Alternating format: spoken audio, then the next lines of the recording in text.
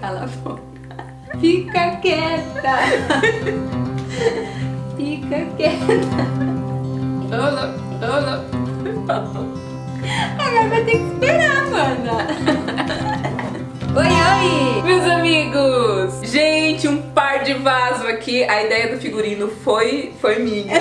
Sensacional. Assuma a culpa dessa breguice, por favor. Sensacional. Trouxe hoje aqui, minha irmã veio passar uns dias na minha casa.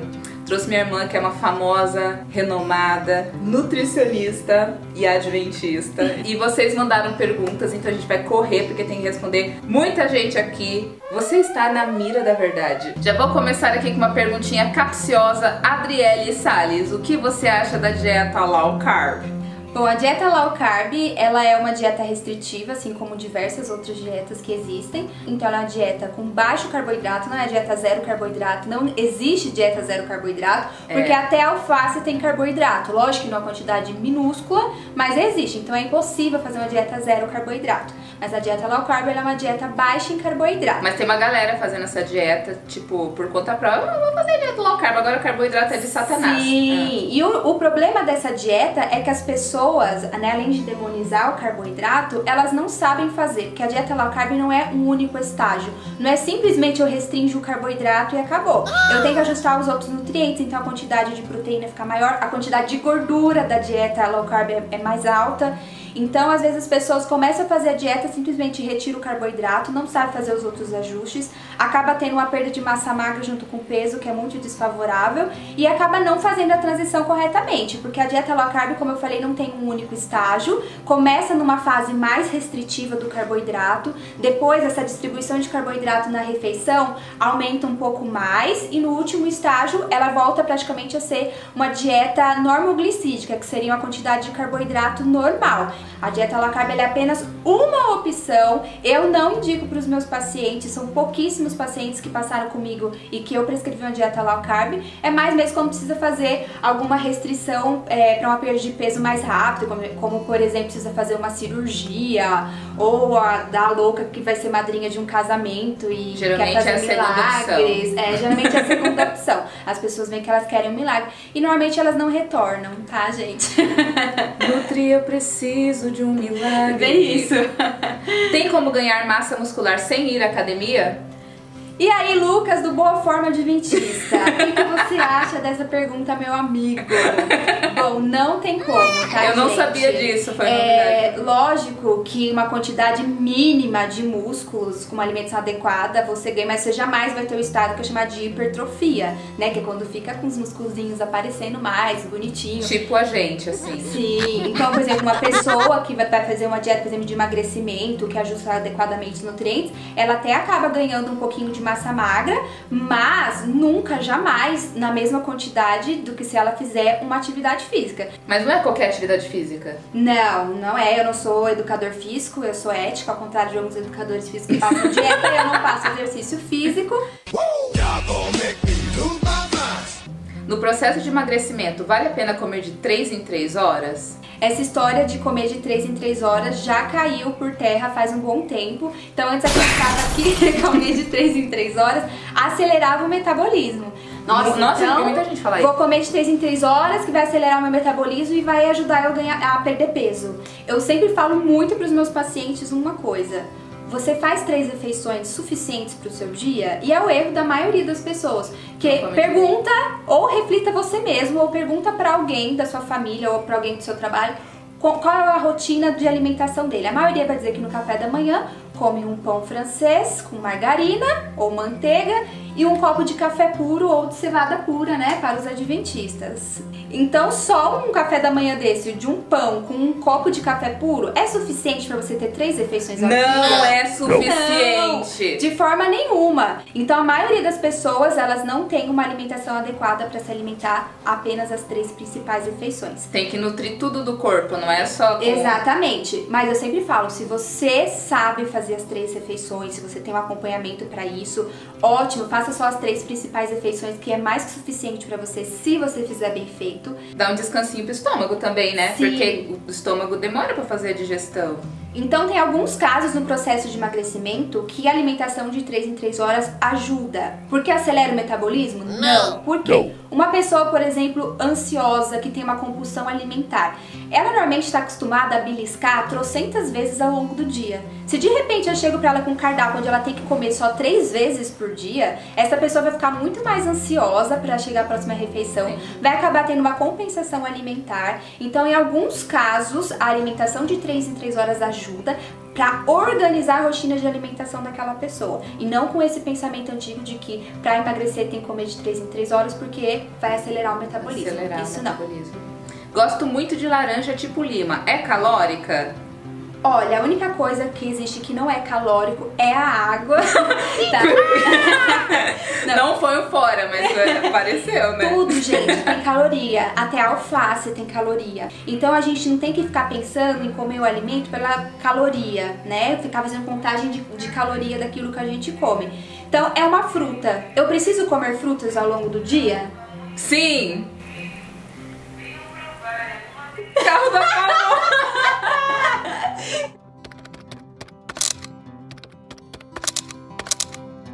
Então eu preciso comer pelo menos 3 porções de frutas no meu dia. O tamanho das porções de frutas, elas são divididas de uma forma que todas as porções tenham em média 75 calorias. Então, no caso das laranjas, tanto a lima quanto a pera é uma unidade equivalente a uma porção, que vai ter em torno de 75 calorias. Ah, então ela tem o mesmo tanto de caloria mais ou menos que a outra. Sim. Então, por exemplo, um abacate, só pra vocês terem um exemplo de uma fruta, você não vai comer o abacate inteiro que vai ter 75 calorias. Ah, tem gente que come. Tem gente que come e ainda coloca leite em pó e açúcar. Aquele buraco do caroço forra de leite condensado ou de açúcar. Isso, então o abacate, por ser uma fruta mais calórica, por exemplo, a porção dele é apenas 2 colheres de sopa. Água com gás faz mal? Rola muita polêmica sobre isso. Eu sou a louca da água com gás. Olha, realmente tem muita polêmica sobre o uso da água com gás. Da mesma forma que existem estudos que falam que ela não vai fazer mal pro estômago, nem pros ossos, nem pros esmaltes dos dentes, existem estudos que dizem ao contrário. Embora existam águas com gás? Embora algumas marcas ofereçam no mercado a água com gás. Então o que eu sempre oriento... Cala a boca. Fica quieta. Então eu sempre oriento que as pessoas optem pelas opções mais naturais que existem e nunca substituir a água normal 100% por uma água com gás. Então se você tiver que escolher num almoço tomar um refrigerante ou uma água com gás, óbvio que é água com gás. Mas se você tiver que escolher entre a água natural e a água com gás, óbvio que é a água natural. Ai, que inteligente. Eu gosto de misturar com suco de uva. É, a Fanta uva natural. Pega o suco de uva super bom integral, tem que ser super bom, tá? Não funciona. Azeda, dá gases, diarreia. Mistura e fica uma Fanta uva natural. E não precisa nem adoçar, porque a uva é super doce. Tenho compulsão alimentar e não consigo emagrecer. O que fazer? Isso é uma questão muito importante, porque eu recebo muitas perguntas dessa na minha página. Inclusive aqui, a gente recebeu várias sobre várias desse tema. Então, a compulsão alimentar, ela não é um problema nutricional, tá? É um problema de saúde mental. Já aconteceu de chegar paciente pra mim, que veio por conta de ansiedade e que acaba comendo demais, e que eu olho pra ele e falo, olha, eu vou te encaminhar pra psicóloga, e depois que você passar com a psicóloga, você retorna comigo. Porque não tem como eu iniciar um tratamento alimentar se a pessoa tem outros problemas, porque às vezes o paciente chega com uma demanda de problemas muito grandes que geram a compulsão alimentar nele, e se eu introduzir uma nova coisa que ele tem que fazer na vida dele para melhorar a rotina, piora, ele vai desestabilizar totalmente. Então não é o momento, e cabe do profissional também identificar quando o paciente vai estar pronto para encarar uma mudança do estilo de vida dele, ainda mais de quando a gente fala de mexer com a comida, né, que é uma coisa que a gente sabe que tem um efeito positivo ou negativo na gente, que é capaz de acalmar e de trazer lembranças. Então vai do profissional nutricionista identificar se aquela pessoa está pronta. Porque como muito, a maioria besteira e não engordo. Imagino quantas amigas recalcadas você tem. É, isso significa que você está comendo besteira na quantidade certa, olha só. Então até besteira, se você comer na quantidade certa, você não vai engordar. Nossa, olha o que essa nutricionista tá falando. A regrinha é básica, você come mais do que você gasta de energia, você vai engordar. Você come menos do que você gasta de energia, você vai emagrecer. Você come a mesma coisa que você gasta de energia, você vai manter o peso. Lógico que esse não é o único critério. Ah, então eu preciso de 1.500 calorias, eu vou comer 1.500 calorias de coxinha com Coca-Cola. Você vai manter seu peso, mas de uma maneira totalmente errada, sua composição corporal vai mudar. Pode até manter o peso, mas vai ser tipo 50 quilos de pura gordura, né? A massa magra mandou lembranças. Então, não é um peso saudável. Então, você pode estar comendo porcaria na quantidade certa, por isso você não engorda, né? E quando eu digo na quantidade certa, não é a quantidade adequada, tá? É na quantidade que a soma da caloria dessas porcarias que você come é equivalente ao seu gasto energético. Mas isso não quer dizer que você é saudável, que você pode continuar comendo assim. São os famosos falsos magros. Ó, você falou que existem falsos magros. Vou fazer uma pergunta que não estava no esquema. Tenta responder essa sem que doa. Existem falsos gordos também? Ou isso é mentira?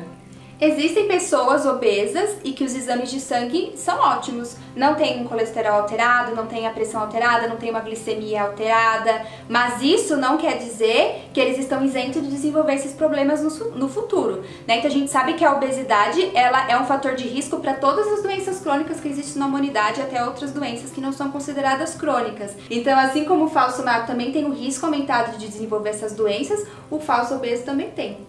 E o verdadeiro obeso mais ainda. Qual a melhor forma de desviciar em café? Amo vocês. Obrigada, coraçãozinho, pra você. Bom, pode parecer bem idiota o que eu vou falar, mas a melhor forma de desviciar é parando de tomar. Não existe outra forma. Então eu já fiz... Mas dá dor, dá tipo crise de abstinência, né? Sim, igual droga, porque então café é viciante. Sim, eu já fiz posts na minha página falando sobre o vício na cafeína, o vício no açúcar, que pode ser igualmente comparado ao vício de algumas drogas. Então, assim como um drogado, tá? Vamos ser bem radical. Assim como um drogado, ele não para do dia pra noite de usar uma droga quando ele faz um tratamento. Ele passa por um processo de desintoxicação, até para reduzir os efeitos colaterais da abstinência. Quem é viciado em açúcar, quem é viciado em cafeína deve fazer da mesma forma. Tem que fazer uma redução gradual, senão isso vai gerar os sintomas de abstinência, que inclui dor de cabeça e até a compulsão. Dá pra emagrecer só com reeducação alimentar e sem fazer de exercício físico? Gente, Dá. Tem essas pessoas que são sequestradas, elas emagrecem estando amarradas.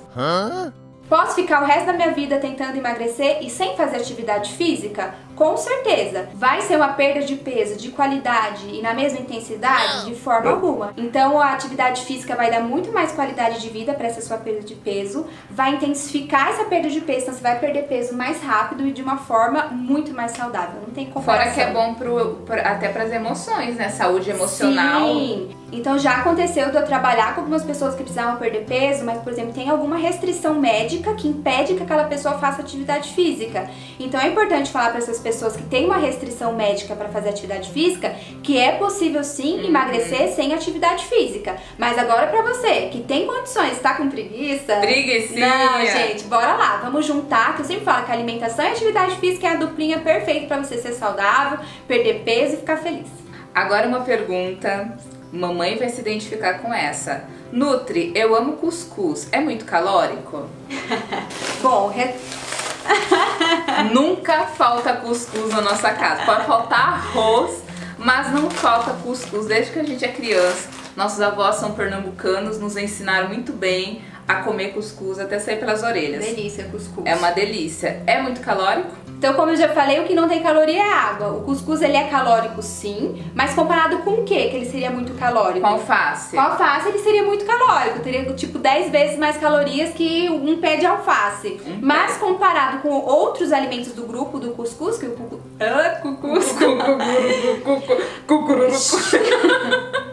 Quieta.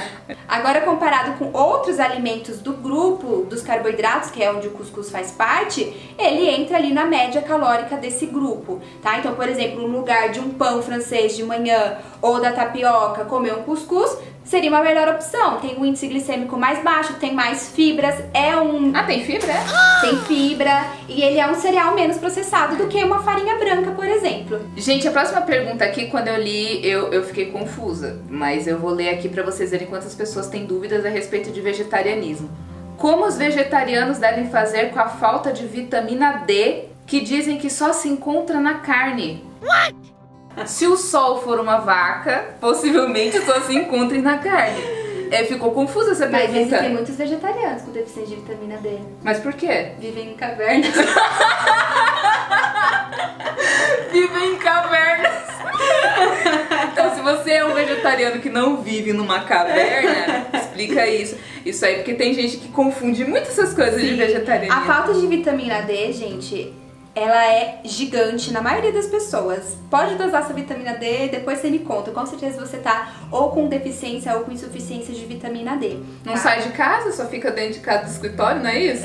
Então a deficiência de vitamina D, ela é geral em carnívoros e em vegetarianos, ok? É através da exposição solar que o nosso corpo vai produzir a vitamina D que a gente precisa. Pode vir da alimentação? Uma parte sim, mas 100% a gente não vai conseguir através da alimentação. Não, mas é engraçado como muitas pessoas têm dúvidas sobre o vegetarianismo, que já chegaram a perguntar pra ela, uma pessoa assim, entendida, né? Até chegou pra ela numa entrevista e perguntou: como que o vegetariano faz com a falta de fibra?